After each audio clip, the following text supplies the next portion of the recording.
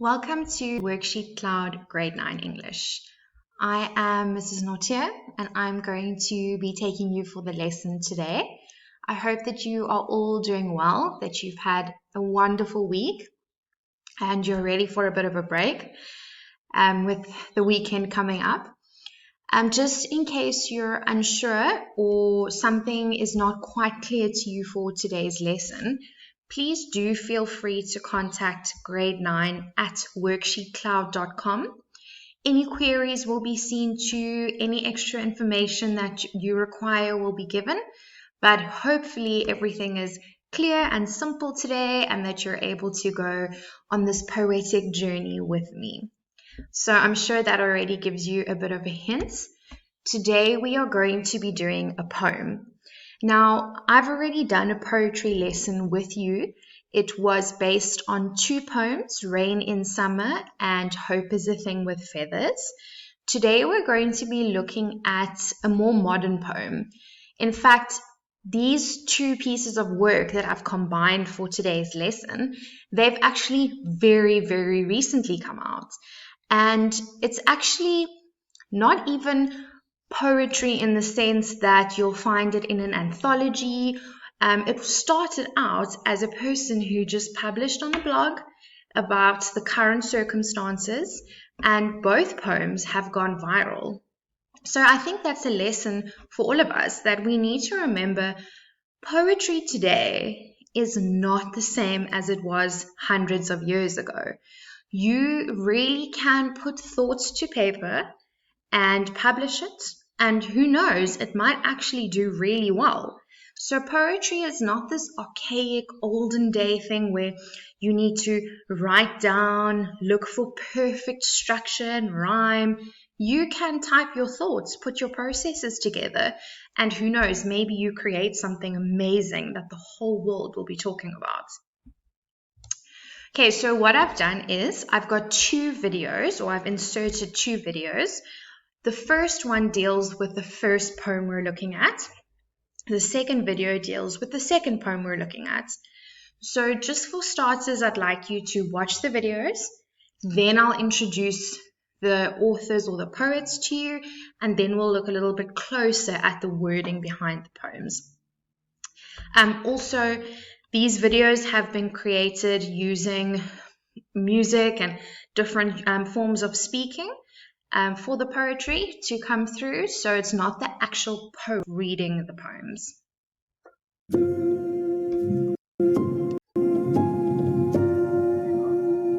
We fell asleep in one world and woke up in another. Suddenly, Disney's out of magic. Paris is no longer romantic. New York doesn't stand up anymore. The Chinese wall is no longer a fortress, and Mecca is empty. Hugs and kisses suddenly become weapons. And not visiting parents and friends becomes an act of love. Suddenly, you realize that Power, beauty, and money are worthless and can't get you. Alright, so the first video that you watched now was all about going to sleep and waking up to a completely different world, where certain places, certain countries that symbolize and represent things or emotions or actions, everything had changed. Alright, now we're going to look at a poem that shows how people deal or should be dealing with this global change, whatever it may be.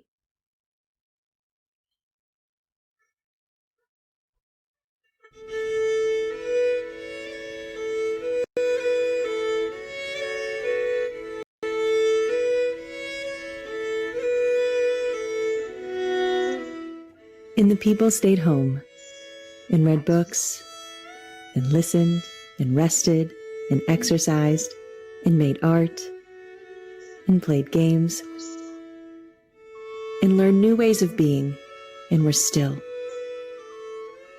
and listened more deeply. Some meditated, some prayed, some danced, some met their shadows And the people began to think differently, and the people healed. And in the absence of people living in ignorant, dangerous, mindless, and heartless ways, the earth began to heal. And when the danger passed and the people joined together again, they grieved their losses and made new choices and dreamed new images and created new ways to live and heal the earth fully, as they had been healed. All right, so I'm going to look at the two poems now combined, one being called We Fell Asleep and the other being called And the People Stayed Home. All right, so you've now had videos where you've been exposed to the wording behind the poem. Also, the videos quite clearly show the emotion behind the meaning. So let's just talk in general about the poems. Then we're going to look at themes and symbols. All right, so the first poem, we slept in one world and woke up to another. Now, if you think about it, that's a sudden change to say that you fell asleep one night and the next morning woke up and everything was different. So we already know that something globally, a massive catastrophe must have hit. Was it a war, a world war? Was it an explosion? Was it a terrorist attack? Was it a disease? All right, so something very drastic has happened. Suddenly, Disney has no more magic. Paris is no longer romantic, and in New York everyone sleeps, and the Chinese wall isn't a fortress anymore. Mecca is empty. So those are 5 different places that are named, whether it be Disneyland, a theme park, or a city, Paris, New York, a country, China, Mecca. So we're going to look a little bit more in depth as to why the poet chose those 5 places in the poem. Suddenly, handshaking is now shaking hands. So normally you shake when you're nervous. So look here, if I'm shaking, I'm very nervous. And if you normally shake someone's hand, it's a greeting. You shake your hand. But all of a sudden it says we're not allowed to shake hands anymore and everyone is very nervous.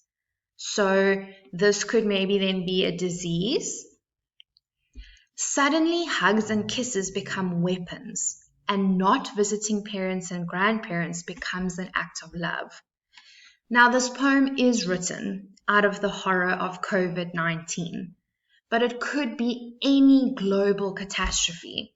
In this case, it seems you're not allowed to come close to people anymore. You can't hug or kiss, so we know about the social distancing.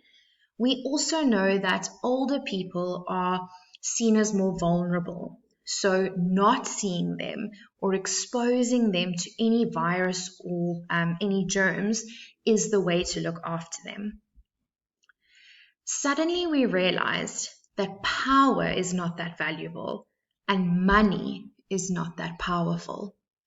So if something happens, a global catastrophe, it doesn't matter if you are powerful, if you have money. If a disease or a virus is spreading, then nothing like that can protect you. So I think this poem is trying to say that the world can change very suddenly. And we need to realize that it's not about the material things you own. It all comes down rather to how we actually work together. Okay, let's look at the second part of the poem. And the people stayed home and read books and listened and rested and exercised and made art and played games and learned new ways of being and were still. So again, this is talking about how something happened and then everyone had to stay home. We all know about lockdown, self-isolation. And in this time, people actually stopped and did things that they loved, meditated, read, did some art. It even says here they started listening more deeply. So everything wasn't so rushed anymore. Some meditated, some prayed, some danced. Some met their shadows, and the people began to think differently. So it's as if people realize that we can't carry on with this mad rush anymore. And the people healed. And in the absence of people living in ignorant, dangerous, mindless, and heartless ways, earth began to heal.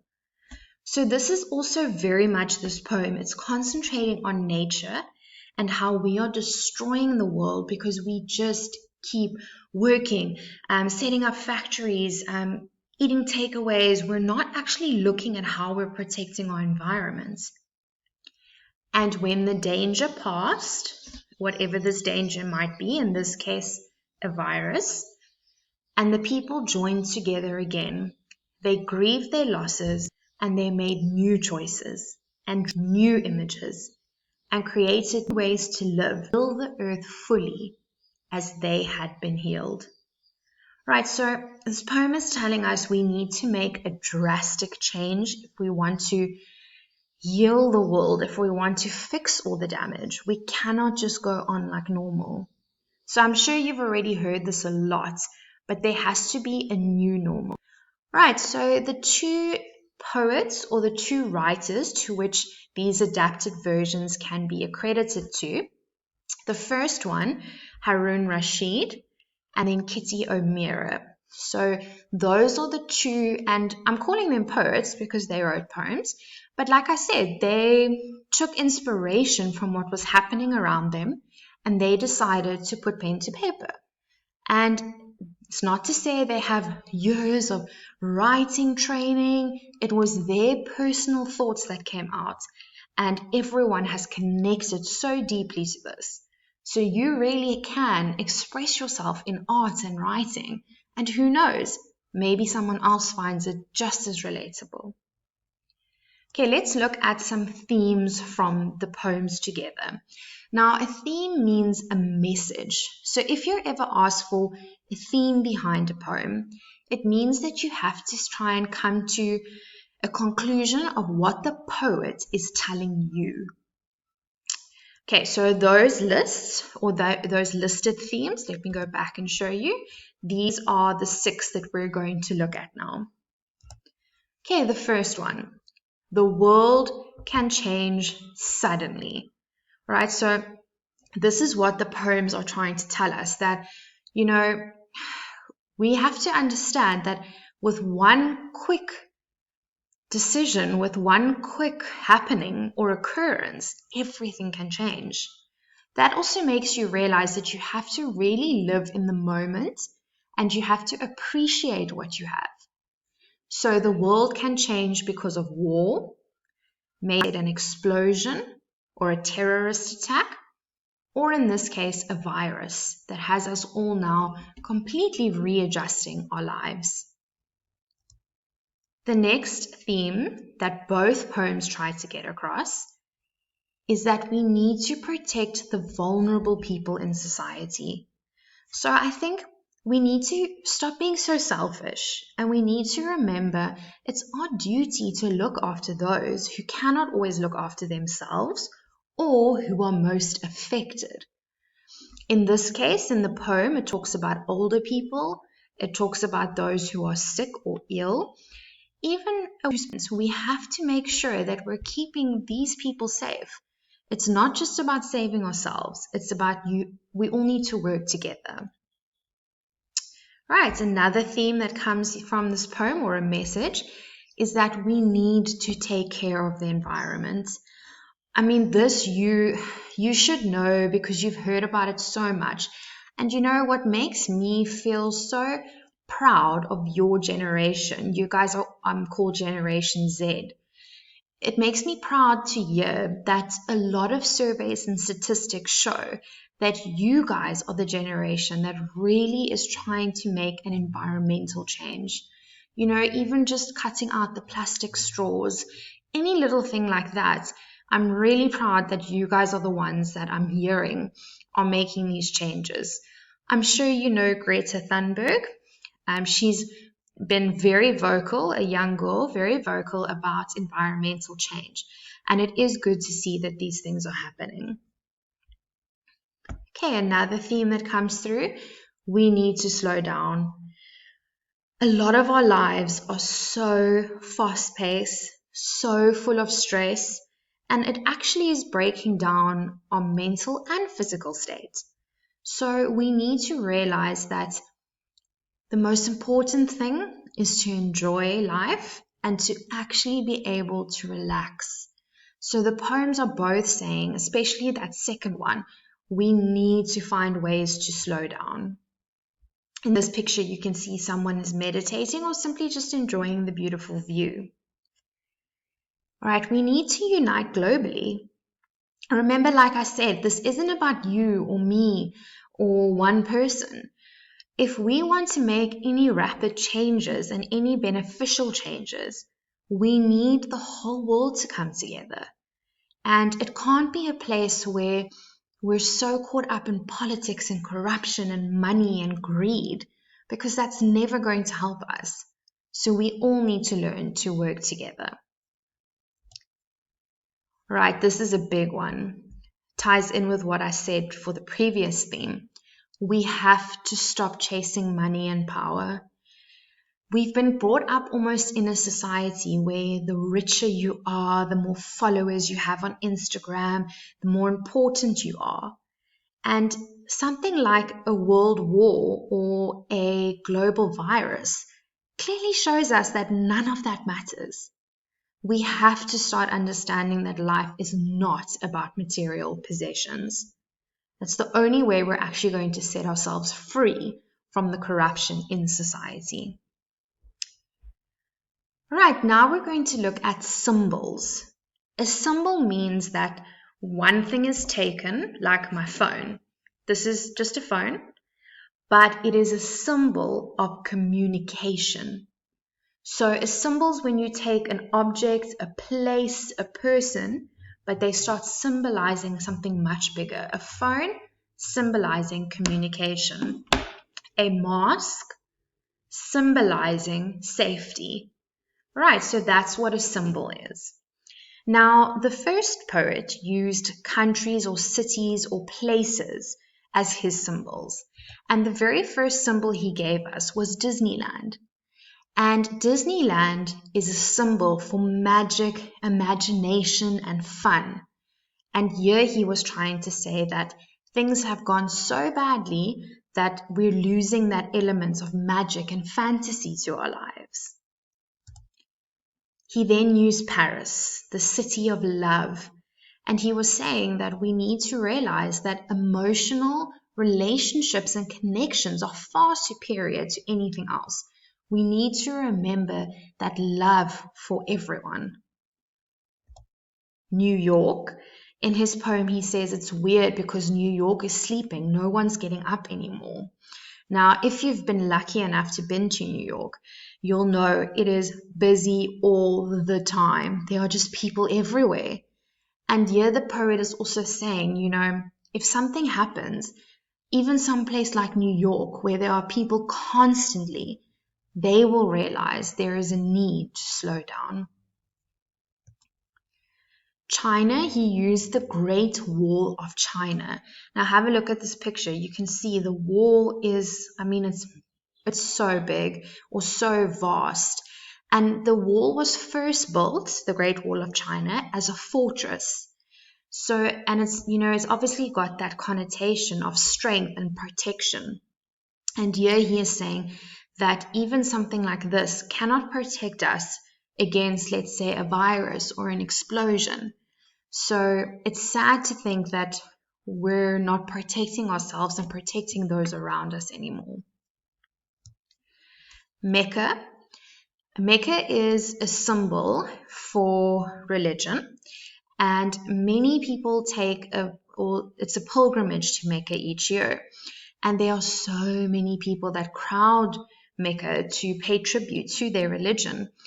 And here he is saying that because of whatever this devastating thing is that's happened, even Mecca is empty. So it's almost like faith is being lost. Right, so those are all symbols of bigger aspects or bigger messages that we need to take into consideration. Right, so this poem really concentrates on our role in society. Be the change you want to see in the world. You've definitely heard that before from Gandhi. And we have to stop thinking someone else is going to change the world for us, because we don't actually realize the impact that we have. And I'm going to show you a video. What I like about it is it also brings in nature, and it's called The Seed. It's a very short video, very simple and straightforward, but I just like what it says. It says that if you, no matter what comes your way, if you try your best to grow for those around you, you'll succeed.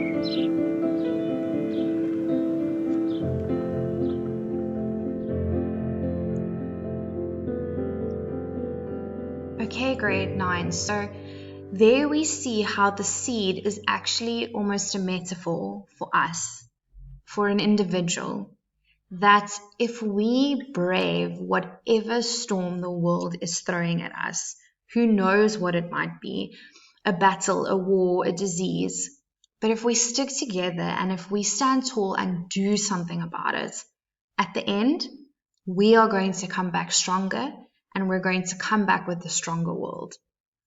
Okay, so I hope you take that global message with you into your weekend, into your week, and back to your schools. Thank you so much in grade 9s. This lesson was brought to you by WorksheetCloud. I hope you have a lovely weekend, and I will see you guys again very, very soon. Goodbye.